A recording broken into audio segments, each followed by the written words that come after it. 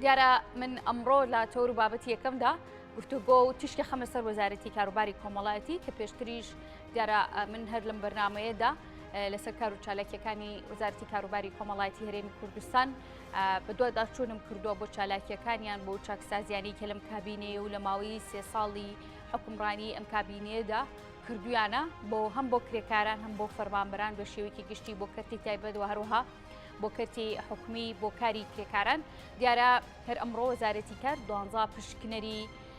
سوێندی یاسایی دەخۆن و دیارە سوێند خواردنەکە لە بەردەم وەزیری کاروباری کۆمەڵایەتی دابوو من لەسەرم بابەتە میوانێکم دەبێت بەڕێز دکتۆر عارف حیتۆ کە بەڕێوەبەری گشتی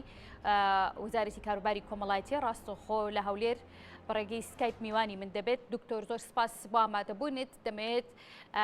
سەرەتا باس لە چۆنیتی وەرگرتنی ئەم 12 پشکنێرە بکەیت چۆن وەرگیراون لەسەر ئاستی شارە جیاوازەکانە وەرگرتن و سیڤی وەرگرتنیان و هەروەها لەسەر ئاستی بڕوانامە و ئەم بابەتانە تا چەند ڕەچاوی بۆ کراوە. بەڵێ زۆر سپاس خانم گیان. بەڕاستی مۆزۆی پشکنینی کار بابەتێکی کەونە هەر لە ساڵی 1970 دوای دەرکەوتنی یاسای کاری ژمارە هەفتەوەیەکی ساڵی 1970 ئەو بابەتە چوویتە بواری جێبەجێکردنەوە بەڵام لە کاتی خۆیان پشکنەرەکانی کار و پشکنەرەکانی دەستەبەری کۆمەڵاتی هەمان کەس بوون یەک کەس ئەو هەردوو ئیشی دەکرد دوای بەرفراوانبوونی بازاری کاری کوردستان و دوای پێشکەوتنێکی زۆر کە لە کوردستان ڕوویدا ئێمە ئەو هەردوو دایرەکان دایرەی کار و دایرەی دەستەبەری کۆمەڵاتی لە یەکتر جیا کراونەتەوە و هەڵساین بە هەماهەنگی و هاوکاری ڕێکخراوەکانی کاری نێودەوڵەتی و ڕێکخراوی ATTC و هەندێک ڕێکخراوەکانی دیکەی کۆمەڵگەی مەدەنی لەگەڵ ئەو بەڕێزانەی کە پێشتر لە وەزارەت پشکنەری کار بوون کۆمەڵی خۆڵ بۆ 12 پشکنەرمان کردەوە ئەو 12 پشکنەرانە ئەمڕۆ سوێندی یاساییان خوارد کە بە شێوەیەکی فەرمی بوون بە پشکنەری کار لە هەرێمی کوردستان لە هەر بەرابەتێکی کار کە هەولێر دۆک سلێمانی گەرمیان سۆران زاخ و دوو پشکنەرمان هەڵبژاردووە هەدەفی ئێمەش ئەوەیە کە ئەو هەردوو پشکنەرانە وەکو ببنە پشکنەری ڕاهێنەر بوو فەرمانبەرەکاری دیکەش چونکە 12 پشکنەر ژمارەی 12 پشکنەر ژمارەیەکی زۆر کەمە بوو هەموو کوردستان بۆیە لە ڕۆژانی داهاتوو لە مانگەکانی داهاتوودا هەوڵ دەداین پشکنەری زیاتریش ڕابهێنین و بۆ ئەوەی بتوانن بە شێوەیەکی باشتر و یاساییتر پاراستن لە مافی کرێکاران بکەن و هەروەها بە ئەرکی هوشیارکردنەوەی خاوەنکارانیش هەڵبستن تاکو پابندن بە جێبەجێکردنی بەندە یاسایەکانی یاسای کار و هەروەها ئەو ڕێنمایانەی پەیوەستن بە تەندروستی و سەلامەتی پیشەی لە شوێنی کاردا. باشە دکتۆر ئەم گۆڕانکاریە یاخود وەرگرتن و سوێند خواردنی ئەم 12 پشکنەرە لە هەوڵ و چاکسازیەکانی وەزارەت تا بووە؟ بەڵێ بێگومان ینی هەر لە بەپێی بەرنامەی کابینەی حکوومەت گرنگیدان بە کەرتی تایبەتە و گرنگیدانیش بە کەرتی تایبەت ناکرێتن ئەگەر فەرمانگەکانی دەستەبەری کۆمەڵایەتی و فەرمانگەکانی کار ئەکتیڤ نەکرێن بۆ ئەوەی بگەینە ئەنجامی گرنگیدان بە کەرتی تایبەت و نەهێشتنی بێکاری و زیادکردنەوەی دەرفەتی کار ئێمە گرنگیمان بە هەردوو یاسای دەستەبەری کۆمەڵایەتی و یاسایی کاردرا کە کارا کراونەتەوە و ئەو پشکنەرانەیان بڵن ئەو هەنگاوەش کە دامەزراندن یان دەستنیشانکردنی 12 پشکنەری تایبەتمەند لە بواری کاردا دەکەوێتە چوارچێوەی چاکسازی و جێبەجێکردنی بەرنامەی حکوومەت. باشە دکتۆر باس لەوە کرد کە گرنگی زیاتر بە کەرتی تایبەت دەدرێت بۆچی لێسادا فۆکەسەکە زیاتر خراوەتە سەر کەرتی تایبەت دەکرێت بڵێن چی دیکە دەرچوانی زانکۆ پەیمانگاکان بەتەمای دامەزراندن نەبن لە کەرتی گشتی حکومیدا؟ زانی کەلچەرێک هەیە لە ئەو وڵاتانەی کە پێشتر لە ژێر دەسەڵاتی عوسمانیەکاندا بوون هەموویەک هەر کەسێک بخوێنێتن پێویستە لە حکوومەت دابمەزرێتن هەڵبەتە ئەو کەلچەرە لە هیچ وڵاتێکی دیکەی دنیا نییە کەس دەخوێنێتن بۆ ئەوەی کارامەی زیاتری هەبێتن تاکو بتوانێتن ئیشێک لە خۆی بدۆزێتەوە لە کەرتی تایبەت ئەوە ڕوویەکی بابەتەکە ڕووی دیکەی بابەتەکە زۆربەی زۆری خەڵک وا ئەزانن تەنها لە کەرتی حکومی خانەنشین و ماف و امتیازات هەیە لە کەرتی تایبەت نییە بەڵام بە پێی یاسای دەستەبەری کۆمەڵایەتی هەرچی مافێکی لە کەرتی حکومی هەبێت هەمان ماف لە کەرتی تایبەتیش هەیە ئەگەر کرێکارەکە دەستەبەرکراوە بێتن. بۆیە نە هیچ حکوومەتێک دەتوانێتن هەموو دەرچوانی زانکو و پەیمانگەکان دابمەزرەتن لەسەر میلاکی گشتی و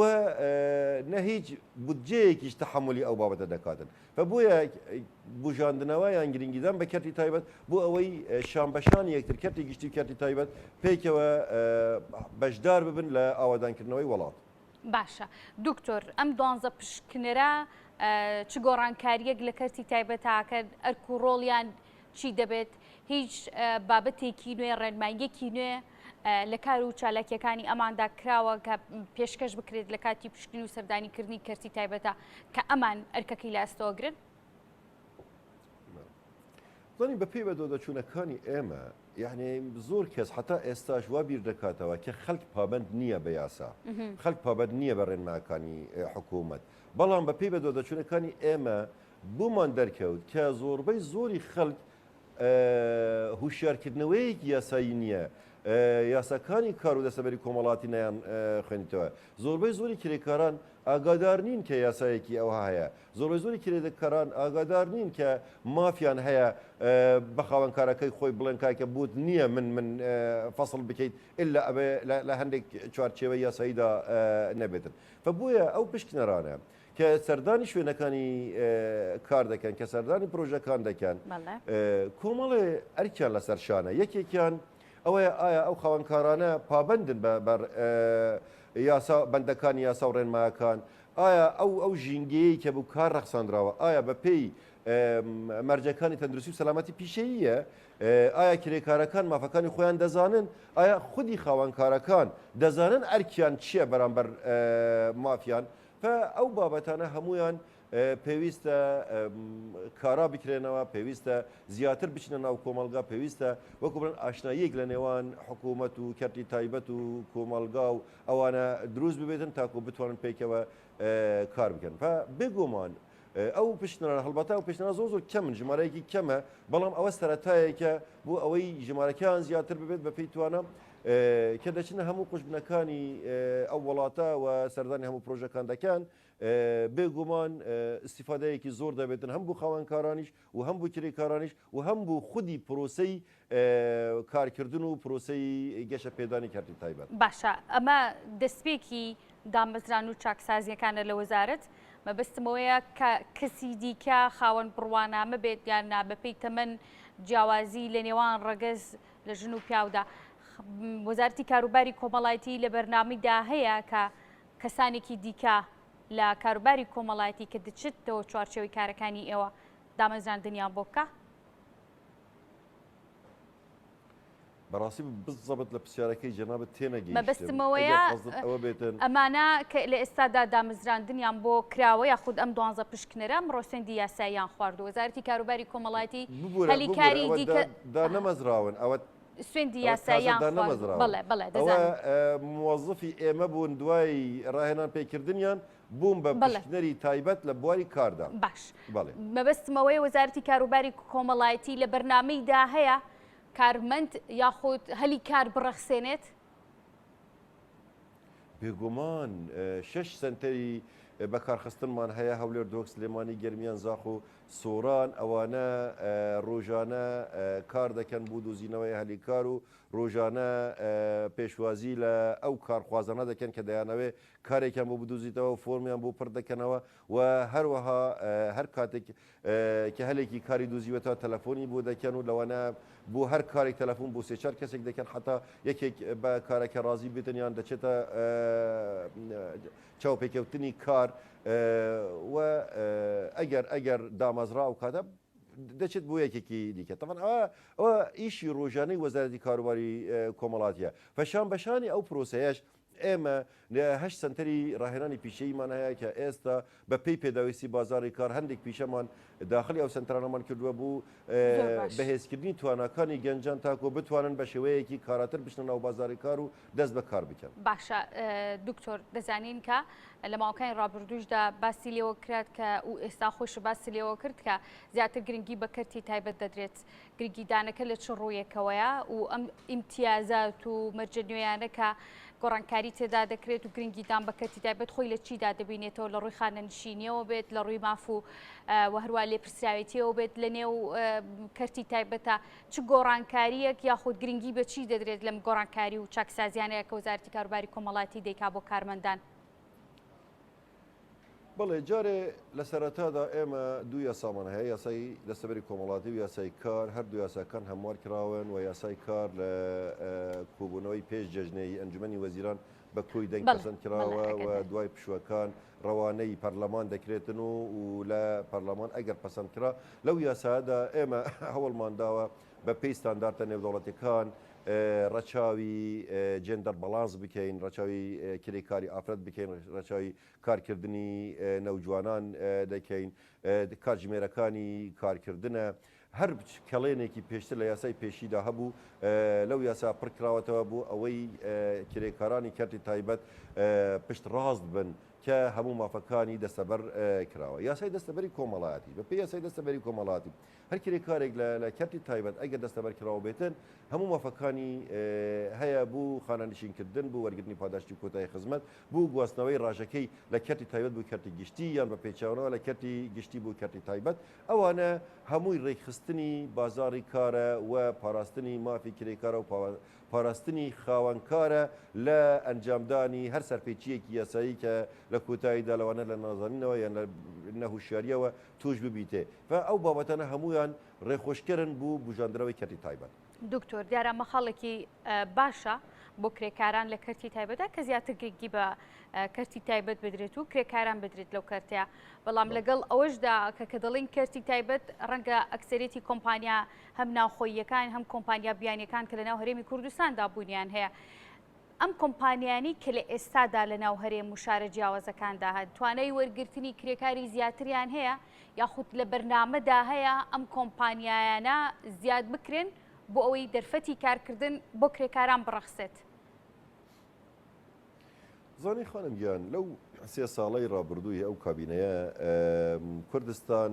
گەشەسەندنێکی بەخۆی بینیوە لە ڕووی داراییەوە خو هەمومان دەزانین لە ساڵی 2014ەوە ئێمە لە قەیرانێکی دارایی زۆر دژوارە دەژین. هەر کاتێک گەشەسەندن لە ڕووی داراییەوە ڕوو بداتن بێگومان ئەو پرۆژە وەستێنراوەکان دەست بە کار دەبنەوە و دەست بە کاربوونی هەر پرۆژەیەکی نوێ دەرفەتی کاری نوێ دروست دەبێتن. ئەوە لە ڕوویەکی دیکەوە ئێمە لە وەزارەتی کاروباری کۆمەڵایەتی یعنی لە ساڵی 2015ەوە بەرنمەیەکمان داناوە بۆ ئەو کرێکارە بیانیانەی کە دێنە کوردستان و ئیش دەکەن ئەگەر ئێمە کرێکاری خۆماڵیمان هەبێت یان کارخازی خۆماڵیمان هەبێتن ئێمە زیاتر گرنگی بە کارخازی خۆماڵی دەدەین و ئەو کرێکارانەی کە ئێستا دەرفەتێکی کاریان پڕ کردوتەوە و ئێمە کەسێکی وەکو ئەو بە هەمان کارامەی و بە هەمان شەڕازەیمان هەبێتن کە عقدەکەی تەواو بێتن عقدەکەی بوو نوێ نەرگن ئەوە هەمووان دەبنە دەرفەتی کار بوو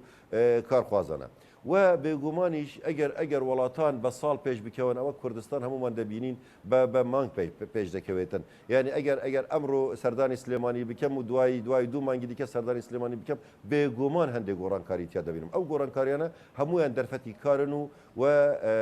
پێویستی بەدەستی کار هەیە تاکو بتوان ئەو گۆڕانکاریانە ئەنجام بدەن. ئەوەش جێگای خۆشحالیە و هەر ئەوەش هەمان هۆکارە کە زۆربەی زۆری کرێکارانی وڵاتانی دراوسێ و وڵاتانی دووریشە ڕوو لە کوردستان دەکەن بۆ ئەوەی بێن لێرە کار بکەن چونکە دەرفەتی کاریان هەیە لە کەرتی تایبەت. باشە دکتۆر سەبارەت بە یاسای کار جنابیشە باسی لێوە کرد ئاڕاستەی پەرلەمانی کوردستان کراوە ئەم بابەتە کە وەزارەتی کاروباری کۆمەڵایەتی خۆی زۆر مەبەستی بوو ئیشی لەسەر بکرێت و ڕوانی پەرلەمان بکرێت جێگری سەرۆکی حکوومەتیش زۆر پاڵپشتی ئەم بابەتە بوو ئەنی پێتان وایە ئەم چاکسازی کە دەکرێت و میاسایە ئەگەر لە پەرلەمان دەنگی پێویستی بەدەستهێنا کارەکانی دەکات مەبەستم ئەوەیە دەبێتە دەستکەوتی کابینەی نوێی حکوومەتی هەرێمی کوردستان یان دوا دەکەوێت بۆ کابینەکانی داهاتوو؟ بەڵێ حتمما دەبێتە دەستکەوتێک بوو کابینە حکوومەت بەڵام دەمەوێت ڕوونکردنەوەیەکی بچووک بدەم هەندێک جار لە ئەعلام کە باسی شتێک دەکەن یعنی وا میدیاکاران وا پیشان دەران کە ئەوە تازە ئەو شتە کراوە یان ئەوە بوو یەکەمین جار ئەو شتە دەکرێتن. ئەو یاسای کار هەر هەبووە لە عێراق و لە کوردستان هەر هەبووە حتا ئێستاش ئێمە یاسای بەڵام ئەو ئەو کەلێنانەی کە لە یاسادایە بە پێی پێشکەوتنی کوردستان بە پێی کراوەبوونی بازاری کار چونکە سیستەم گۆڕاوە ئێستا یاساکە یاسای ساڵی 1970 و ئێستا ئێمە لە ساڵی 2022 داینە ساڵی 1970 عێراق سیستەمێکی دیکەی هەبووە ئەو کەڵێنانەی هەبوونە کەڵێنەکان پڕ دەکرێنەوە کە بگونجێت لەسەر لەگەڵ بارودوخی ئێستای بازاری کار و هەرێمی کوردستانە ئەوەش بێگومان دەبێتە دەستکەوتێک بۆ ئەو کابینە و لەوانە حتا 40 ساڵی دیکەش 20 ساڵی دیکەش ئەو یاسایە هەر ئەو یاسا بمێنێتەوە بۆیە ئێمە ساڵانێکی دوور و درێژ خەریکی ئەو یاسایە بوون خودی سەرۆکی حکوومەت گرنگی بەو یاسا دەدا خودی جێگیری سەرۆکی حکوومەت لەگەڵ ئێمە دانیشتوە لە وەرشۆپەکانی ئێمە دانیشتووە بۆ ئەوەی حتا بە شێوەیەکی ڕێکوپێک تەواوی بکەین و بیخەینە بەر دەم ئەنجومەنی وەزیران و سەرۆکی حکوومەت پەسەندی بکاتن و ڕەوانەی پەرلەمانی کوردستان بکەیت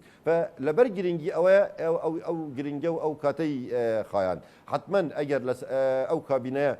پەسەندی بکرێتن و یاساکە دەربشت دەبێتە دەستکەوتێکی گەورە بوو کابینەکە دکتۆر دوا پرسیارم خوا ئەم بابەتە زۆر گرنگە ڕەنگە بۆ هاوڵاتیان ئەوی شاوکاریکردنی خێزانی بوو خێزانەکەم دەرامەتەکان بوو کە یەکێک بوو لە پڕیارەکانی وەزارەتی کاروباری کۆمەڵایەتی نازانم جەناب ڕوونکردنەوەی زیاترمان لەسەر ئەم بابەتە بیت پێ بدەیت و ئەم پرسە بەکوێ گەشت بەڵێ بابەتی هاوکاریکردنی خێزانەکەم دەرەمەتەکان ئەوە لە چارچێوەی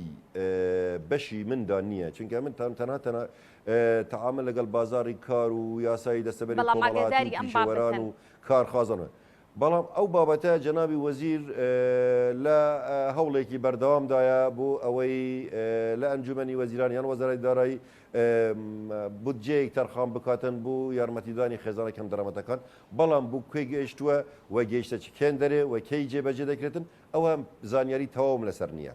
بەڵێ دکتۆر من زۆر سپاس دەکەم کاو کاتی خۆت بە ئێمەدا دووبارە سپاس بۆ بەڕێز عارف حیتۆ کە بەڕێزیان بەڕێوەبەری گشتی بووندا وەزارەتی کاروباری کۆمەڵایەتی ڕاستەخۆ لە هەولێرەوە میوانی من بوون ماندوو نەبن دیارە من بابەت و تەورێتی دیکەشنەوە بێت کە ئەمڕۆ تشتی دەخمە سەر دیارە هەر ئەمڕۆ کۆبوونەوەی دەستەی سەرۆکایەتی ئەنجومەنی نوێنەرانی عێراق و سەرۆک فراکسیۆنەکان بوو لە بەغدا لەسەر کۆمەڵێک پرسیار هۆکاری ئەم کۆبوونەوەیە گرنگی ئەم کۆبوونەوەانە ئەنجومەنی نوێنەران لەناو ئەم چەقبەستویە سیاسی کە لە عێراقادا هەیە لەناو ئەم گرژی و ئاڵۆزیانی کە هەیە دەتوانێت چی بکات من میوانێکم دەبێت گفتوگوی زیاتر لەگەڵ میوانەکەم دەکەم بەڕێز دیلان غەفور کە بەڕێزیان ئەندابی ئەنجومەنی نوێنەرانی عێراقن لە فراکسیۆنی یەکێتی و ڕاستەخۆ لە بەغدا و میوانی من دەبێت دیلان خان زۆر سپاس بۆ ئامادەبوونت ئەجەندا و ئامانجی کۆبوونەوەکەی ئەمڕۆی دەستەی سەرۆکایەتی و سەرۆکی فراکسیۆنەکان چی بوو؟ سلااو لە ئێوەی بەڕێزیش دیارە ئێمە ماوەی مانگێکە لە پشووی فەرمیین لە پشووی ئۆتڵی تەشریعیین و ئەمڕۆ یەکەم ڕۆژی کۆبوونەوەکان بوو دیارە ئەمەش سەرۆک فراکسیۆنەکان هەمووی ئەمڕۆ کۆبوونەوەیان هەیە لەگەڵ هەیئەی ڕئاسەی پەرلەمانە و تەکیدێکێک لە فەقەرەکانیان تەحدیدکردنی کاتە بۆ هەڵبژاردننی سەرۆکی کۆمار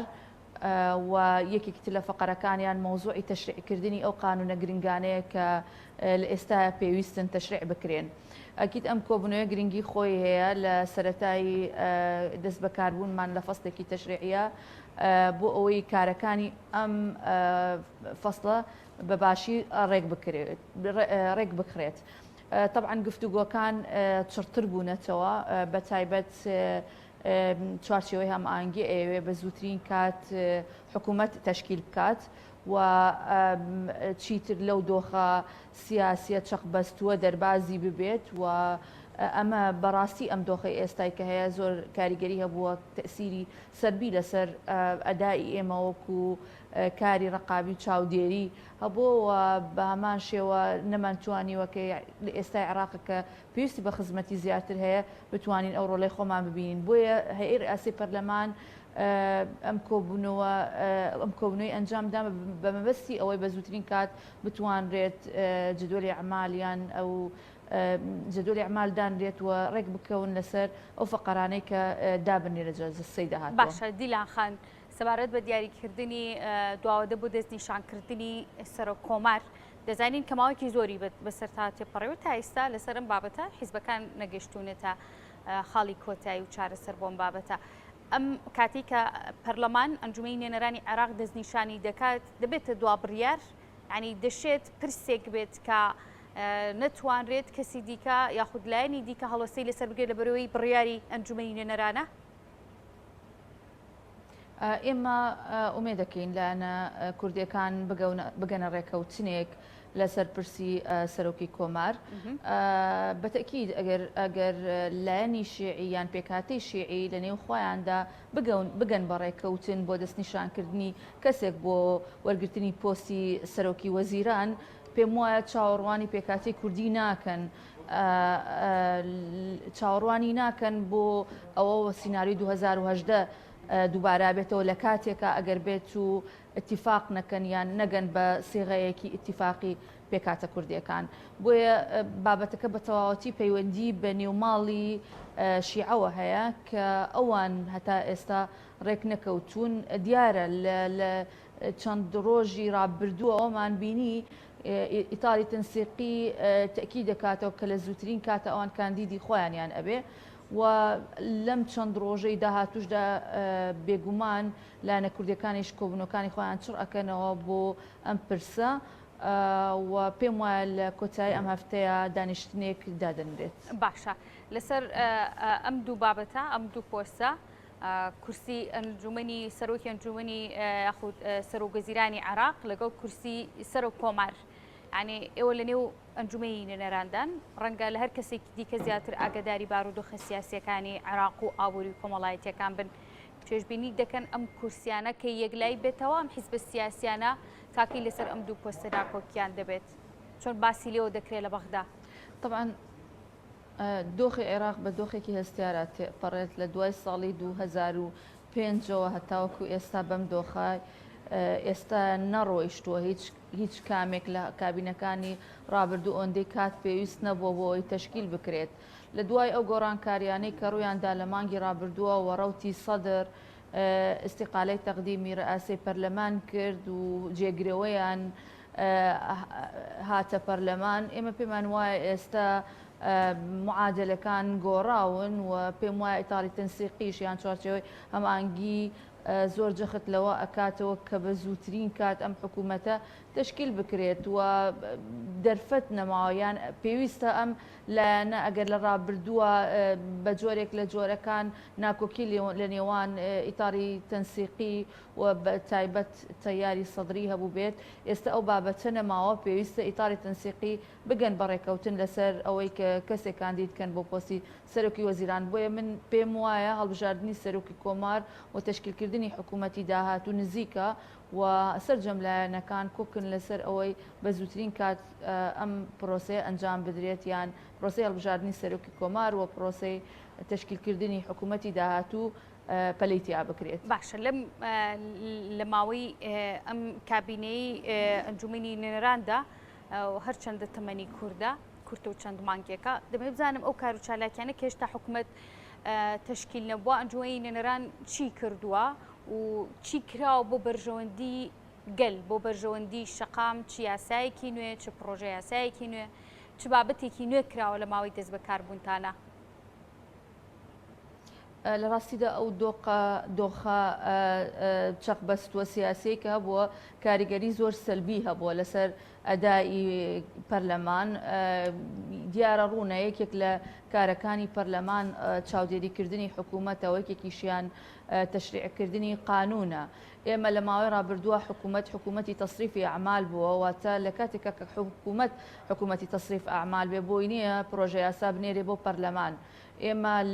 لەم فەقەرەیە بە تەواوەتی یعنی تەسیرێکی خراپی هەبووە ئەم دۆخە لەسەر کارەکانی ئێمە کە ئەوانشی کە کراون تەنها لە ڕێگەی مقتەرحی قانونی ئەندامانی پەرلەمانەوە بووە توانراوە تەشریع بکرێ کە بەڕاستی یعنی ئەمە زۆر تەسیری سەلبی هەبوو هەم لەسەر ئەدای ئێمە هەم لەسەر چاودێری سەبارەت بە چاودێریکردنی حکوومەتیش بە هەمان شێوە چونکە حکوومەتی تەصریفی ئەعمال بووە کار بەڕێخەر بووە تەنها کاری ڕۆژانەی خۆی ئەنجامداوە بە هەمان شێوە ئێمە نەمانتوانیەوە چاودێرێکی یان ئەو سیفەتەی کە هەمانە چاودێریکردنی حکوومەت بتوانین کاری تەواوەتی خۆمانی لەگەڵکەین چونکە پەیوەندی بە کاری لیجانەکانەوە هەیە. لیجانی پەرلەمانیش بۆ خۆتان نەزانن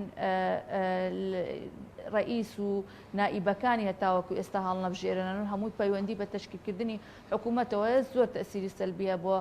لە ماوەی ڕابردووە لەسەر ئەدایی ئێمە بۆیە هەیئەی ڕئاسی پەرلەمان ڕئیس و دوو نائیبەکەی جەخت لەوە ئەکەنەوە کە بە زووترین کات حکوومەت تەشکیل بێ بۆ ئەوەی کاری چاودێری و تەشریعکردنی قانونەکان ئێمە وەکو پێویست بتوانین کاری لەسەر بکەین. یەکێتی نیشتیمانی کوردستان ڕێی چیە لەسەر تەشکیلکردنی حکوومەت و هەر ئەمڕۆژ کە دەستنیشانکردنی وادەیەکە بۆ پرسی سەرۆک کۆمار و هەروەها کۆمەڵێک بابەتی دیکە کە جەنابە باسی لێەوە کرد. یەکێتی نیشتیمانی کوردستان چی دەڵێ و هێندەی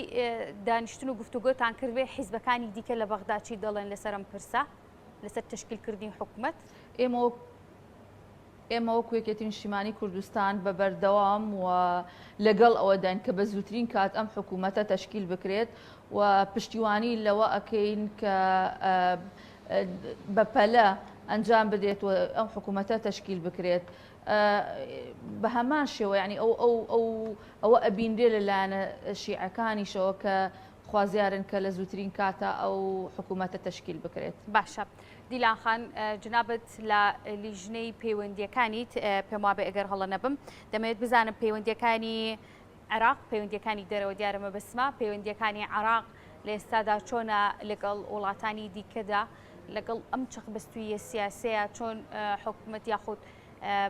عێراق توانێتی مامەڵە بکات لەگەڵ وڵاتانی دیکە جا ئەقلیمی بێ یاخود نێودەوڵەتی بێ؟ عێراق بەردەوام کار لەسەر ئەوە کات کە پەیوەندیەکانی باش بکات لەگەڵ دەوڵەتەکان بەگشتی وە دووەلی ئەقلیمیش بە تایبەتی لەگەڵ ئەوە نیەکی هیچ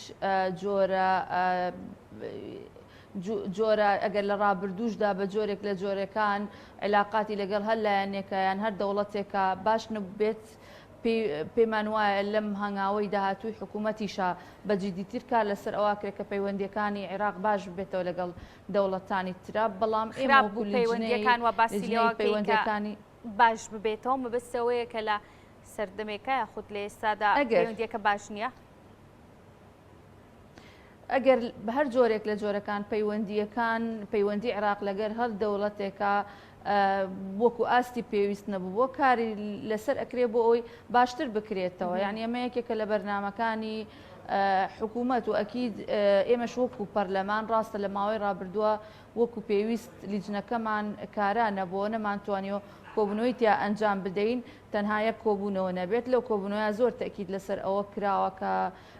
جێگری سەرۆکی پەرلەمان ئامادە بوو کە عێراق کار بۆ ئەو بکات کە پەیوەندیەکانی باش بکات لەگەڵ دەوڵەتەکان و بە تایبەت دووەلی ئەقلیمی. باشە. دیلان خان دەمەوێت بزانم هەنگاوی داهاتوو یاخود کۆبوونەوەی داهاتوو ئەنجومەی نوێنەران دەکەوێتە کێوە و بڕیار دراوە باس لە چی بکرێت لە کۆبوونەوەی داهاتوودا؟ پێم وایە لە کۆتایی ئەم هەفتەیە دانیشتنێکی پەرلەمان ئەنجام ئەدرێت و یەکێک لە فەقەرەکان ئەو یاسا و پرۆژە یاسانەی کە گرنگن یان لە ڕێگەی مختەرەحی ئەندامانی پەرلەمانەوە بێ یەکێک بێ لە فەقەرەکانی جدولی ئەعمال و یەکێکی تریش لە فەقەرەکان پێم وایە مەوزوعی هەڵبژاردننی سەرۆکی کۆمار بێت. باشە تا ئێستا کۆبوونەوەکان بەردەوامیانەیە لەگەڵ سەرۆک فراکسیۆنەکانە بۆیە ئەگەری هەیە بابەتی تریش لە زمنی ئەو جەدوەلەیە بێ بەڵامە تا ئێستا وەکو بەیان هیچ شتێک ڕوون نییە چونکە بەردەوامیە حالن ئێستا لە کۆبوونەوەیان. باشە. دیلان خان بە دیارکراوی لێسادا بابەتێکی دیکەژێ ئەویش بردومانکردنی سنوورەکانی هەرێمی کوردستانە ئەنجومەی نوێنەران لەسەرم بابەتە هیچ دانیشتن و گفتوگۆیەکیان نەکردووە و بەنیاز نین کۆبوونەوەیەک لەسەرم بابەتە بکەن ڕێکاری نوێ چی بێت بۆ ڕوبەڕووبوونەوەی ئەم هێرشانە؟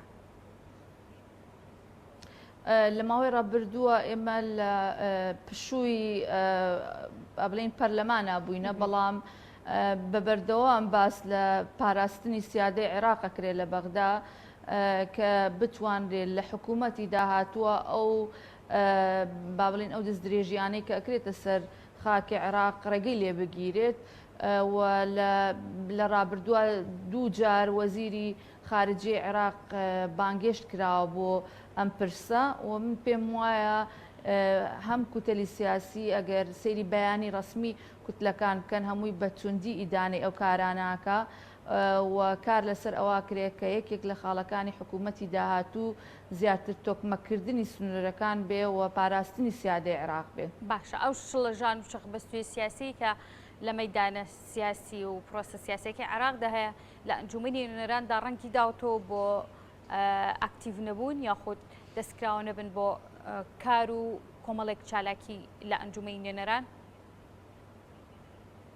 پەرلەمان عێراق پەرلەمانێکی تەواو سیاسیە و کۆبوونەوەکانی لەسەر ئەساسی یان ڕێکەوتنی کوتلە سیاسیەکانە بێ. ئەکید ئەو دۆخە سیاسەیەکە تەسیری زۆر سەلبی هەبووە لەسەر ئەدای ئێمە و کارانەی ئێمە لە ڕابردووە چونکە حکوومەت زیاتر لە 7 مانگە ئێمە سوێندی یاساییمان خوێند و خواردووە تا ئێستا حکوومەتی تیا تەشکیل نەکراوە. تا حکوومەت تەشکیل نەکرێ ناتوانرێ وەکو پێویست ئەدای پەرلەمانتار و هەم پەرلەمانیش ببیندێت. بۆیە ئەکید ئەو دۆخە چەق بەستۆی کە لە عێراقەیە تەسیری زۆر سەلبی هەبووە لەسەر ئەدای پەرلەمان بەگشتی و ئەدای خزمەتکردن لە وڵاتەیە. یعنی نەتوانرا وەکو پێویست ئەو پرۆژە یاسایانە تەشریع بکرێت کە لە بواری خەدەمیە تەسیری لەسەر حیاتی تاکەیە لە وڵاتەیە. بۆیە هەرچی زووترە یان ڕئاسی پەرلەمان ئەندامانی پەرلەمان هەموو لەسەر ئەوەن کە بە زووترین کات حکوومەت تشکیل بکرێ بۆ ئەوەی کاری خۆمان بتوانین لە ناوری جانەکانە کاتێکی دیاریکراو هەیە بۆ چاودێریکردنی وەزارەتەکانە باز لە کاتێک کرابە لە ڕاستیدم پێش تشکیلکردنی حکوومەت بە پێی دەستور پێویستە سەرۆکی کۆمار هەڵبژێردرێت واتە دانیشتنێک تهدید بکرێت بۆ هەڵبژاردننی سەرۆکی کۆمار کە پێم وایە یەکێک لە فەقەرەکانی دانیشتنی ئەمڕۆی ڕئاسەی پەرلەمان لەگەڵ سەرۆک فراکسیۆنەکانە ئەو بابەتاوێت کەواتە پێش ئەوەی کابینەت حکوومەت تشکیلکرێت پێویستە سەرۆکی کۆمار هەڵبژێڕێت و دواتر سەرۆکی کۆمار کەسێک دەستنیشانەکە بۆ ئەوەی تەکلیفی ئەکات بۆ ئەوی حکوومەتی داهاتوو تشکیل بکرێ. یعنی بابەتەکان پەیوەندیانێ ئایا یعنی لە دانیشتنی ئەمڕۆیە ئەو فەقەرەیە دائەندرێت لە جەدوەلی ئەعمالی جەلسەی داهاتووە یان ناچاوەڕوانی ئەوەین وەکو بڕیار دەربچێت. بەڕێز دیلان غەفور کە بەڕێزیان ئەندامی ئەنجومەنی نوێنەرانی عێراق و ڕاستەوخۆ لە بەغداوە میوانی من بوون. زۆر سوپاس بۆ ئامادەبوونت.